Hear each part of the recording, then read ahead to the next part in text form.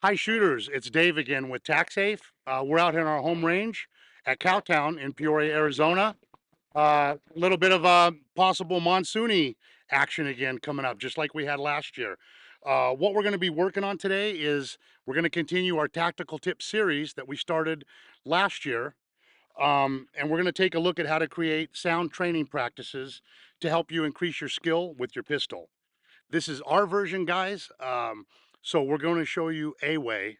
Uh, it doesn't have to be the way.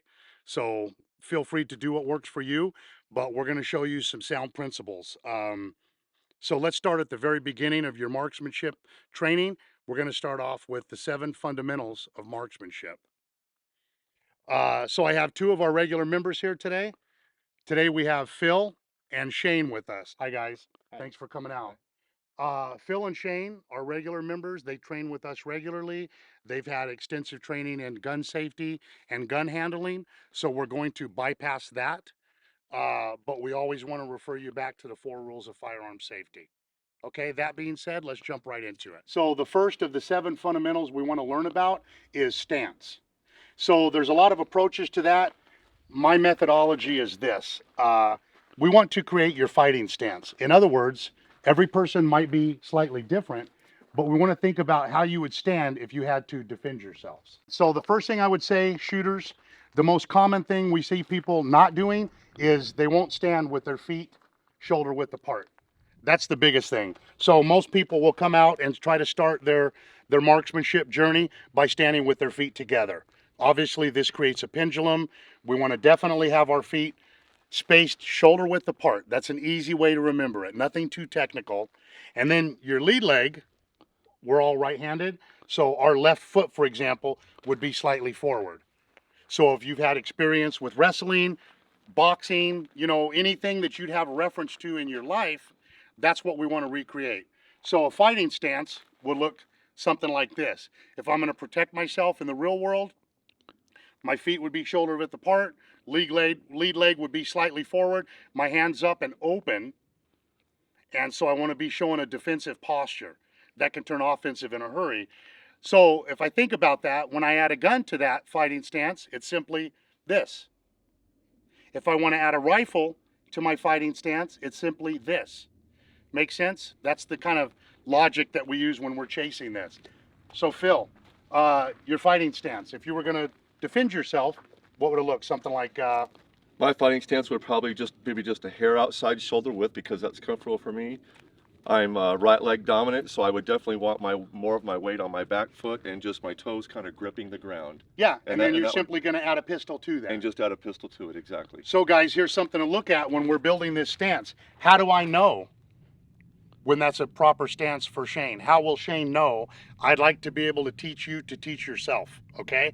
That's the kind of philosophy that we follow. So I've given him some sort of a prescribed method, but how do I validate those results? How do I know if he's stable? Present your finger gun up onto the target. Okay, so simply we gauge that, feet shoulder width apart. He's got a very stable platform here. In a gunfight or a defensive situation, we most likely will get pushed from front to back. When we do recoil management drills, we'll do a lot now. There you see, he found out he had to make a minor adjustment. We push from the back, he's loaded and ready for that. But guess what? We simulate recoil by pushing here, and he realized his back foot had to go back about 2 or 3 inches more. This is his fighting stance. This is how we can create biomechanical efficiency. Makes a lot of sense, right? Okay, that's how he's gonna practice that his entire journey. Same thing. Bring your finger gun up on target. Good. Feet are shoulder width apart. Remember, as long as we're not creating a monopod, which a lot of shooters do. We'll push right and left. Everything seems to be good there. It's entirely possible we'll get pushed from behind at some point. A little bit of movement in the upper body, not bad. Now what about for our recoil? So he's loaded up on it. That's a nice stable platform. Every time we would have to move or whatever, we're going to recover right back to our fighting stance. Later on, when we start training with the carbine, whatever we're going to use, whatever that platform is, same fighting stance. Make sense? Okay. So that takes care of the first fundamental of marksmanship. We want to build our house, so to speak, from the ground up. So we start with our foundation. Now, the second fundamental of marksmanship is going to be what happens next in our draw stroke. And that's going to be our grip. And we're going to go ahead and draw towards the target. And you're going to want to come back right that way so you don't cross the camera. Excellent. Okay, so if you think about it, we have our fighting stance. We're approximately 7 to 10 feet away from our target, which is how we want to start out. Why is that an arbitrary distance that we pick? That's because most violent attacks start from this distance, where someone is inside our personal space, and we want to do most of our gunfighting from this distance. So we're going to start off here. The next thing we do when we start our draw stroke is we're simply going to come and obtain a firing grip on the gun. There's the key word. Grip is the number 2 fundamental of marksmanship. Okay, guys, on the command of threat, we're going to go ahead and draw and dry fire onto the target. So we want to highlight the grip and don't go too fast because we want to definitely show those movements, okay? So step 1 on our 4-step draw. Okay, so Shane's hand comes up and he gets a firing grip. He obtains a firing grip on the gun. What that means is the web of his hand is high up on the back strap or the tang of the pistol. His trigger finger is straight, and at this point his thumb is going to activate any kind of retention device that he has. So on my model of holster, it's a Safariland ALS, automatic locking system. This gun will not come out. It's got a high level of retention. So when I grasp the firearm, up high, trigger finger straight, my thumb activates the retention device so I can draw the gun towards the target. So step 1 in the 4-step draw, defeat the locking mechanism, firing grip on the weapon. So that's our second fundamental, is grip. Okay, go ahead and bring the weapon up to position 2 in our 4-step draw. We want the gun to be as flat as we can get it, as quickly as we can get it. Because what happens is when we're back here and I draw towards my feet or the ground, all this time I'm coming up, if I'm dipping or bowling in my draw stroke, I'm not in the fight. I'm not able to protect myself this entire way. My muzzle is into the ground and it's not on target to help me. This method, if we go to step 2, his arm is up against his body, his muzzle is already oriented towards the target. He can defend himself from this position if he has to. So mechanical efficiency, we're simply going to come up and then rock the gun forward by driving the elbow down and forward. That creates the pistol flat onto the target. And Phil, that looks good. Now, we're going to come to position 3 in our draw stroke, where both of those hands simply come together in the front of our body. You'll notice at this point, good, back up 1 step. You'll notice at this point his support hand is behind his muzzle. The muzzle is extended towards the target from the compressed ready. The support hand is behind the muzzle. So now he's simply going to keep the pistol flat and punch out towards the target. That's the 4th step in our 4-step draw. So basically we come from compressed ready at position 3. The pistol is already flat. We already have obtained our firing grip. Both eyes are open towards the threat. We simply punch out, keeping the pistol flat as we come to our target. Okay, that's going to bring us to our 3rd fundamental of marksmanship, which is sight picture. So as we bring the weapon up, this is a perfect example. Phil's got a fiber optic sight and Shane has a red dot optic on it. So go back half a step. So as he's presenting the gun towards the target, he's watching, for example, red number 5. He's watching 5, that front sight comes up and it superimposes directly over circle number 5. So the first thing that he's going to have in his vision is the threat, because logically that's how we will do it. Secondly, he's going to have the front sight of the pistol. That's called sight picture. That's our 3rd fundamental. Now we're simply going to add the rear sight. This is how he's going to aim the pistol.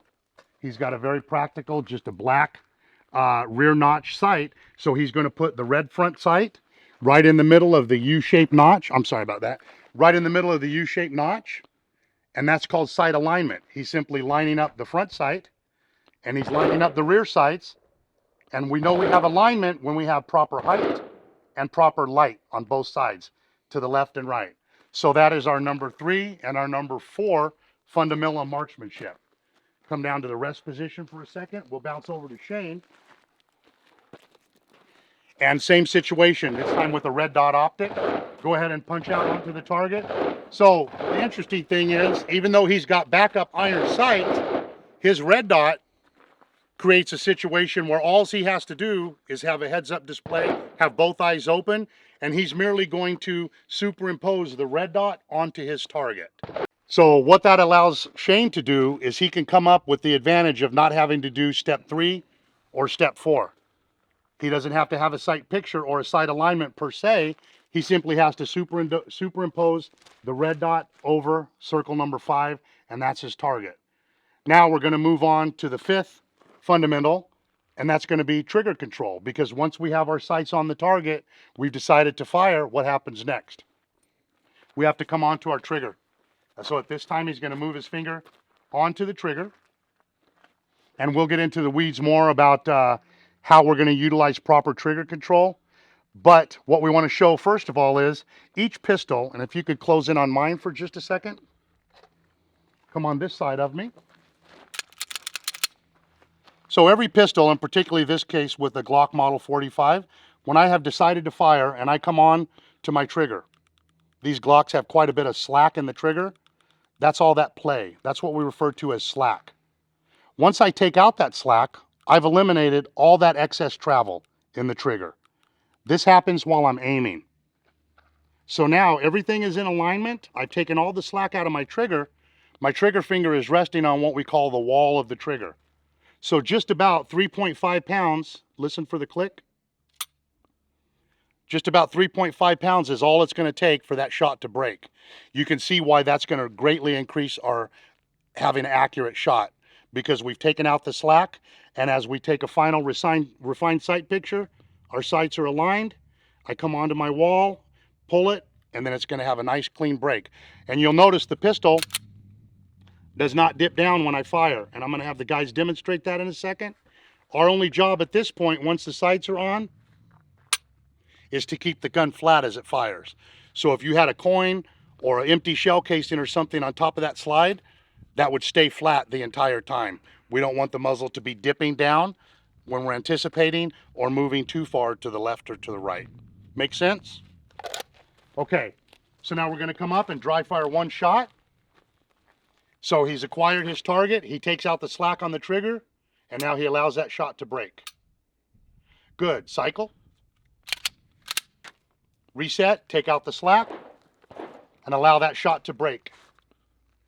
So the important thing to remember here, guys, is that shot only breaks when you allow it to break. A lot of people, when you're learning, they will explain it like, well, maybe let the gun surprise you when it goes off. They mean not to disturb that aiming process by jerking. But we don't want the gun to surprise us. We want to dominate this pistol. So that starts with our mindset. If we're going to come out and do our marksmanship training, we have to understand we dominate the gun. It's necessary from a safety standpoint, and it's necessary from fundamentals, right? So he decides when to come onto the trigger. He decides when to take out the slack and when to let that shot break. He controls the moment that that shot breaks. So he should be able to call it. And let's do the same with Phil. And again, a good contrast with the slick Glock. He comes onto the trigger when he's happy with his sight picture. He takes out the slack, and then he decides when that shot breaks. Good. Very good. Okay, we'll take a break there for a second. That's 3 and 4 was sight picture, sight alignment. Number 5 is our trigger control. Now, there are 2 fundamentals left that we have to follow through on this process. So, Shane, go ahead and bring your pistol back up onto the target.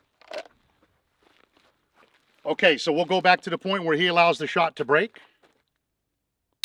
Okay, so folks may not realize it, but a pistol is similar to, for example, a golf club, a tennis racket, a baseball bat, bowling, whatever context you have in your life. We have to maintain a steady sight picture, and he has to follow through, because he has to get set up for his second shot.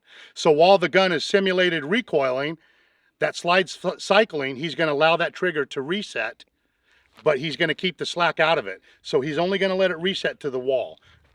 Cycle your action. Now show us a reset. That's a nice trigger on that Shadow Systems. You can hardly hear it click, but that's a nice light reset. So he didn't just come off the trigger and let it go. He let it reset under proper pressure. So now the slack is already out. So he's ready to start working on a good smooth firing sequence. And he maintains his optic his sight picture, he maintains that all the way through. And that's our breath control as we pull the trigger. And then that's leads to breath control is number 6. And then finally follow through, that's actually number 7. So you do have to use follow through on a firearm because we want to stay on target and assess whether or not we have to shoot again. So just to review real quick, stance. Next one coming up is grip. And then we're going to go ahead and draw out as we acquire sight picture, followed by sight alignment. Trigger control is number 5. Breathing during the firing sequence is number 6, or breathing control. And then follow through is number 7. There you have it, guys, your 7 fundamentals of marksmanship. We're going to go ahead and load up and get some reps in. Thanks.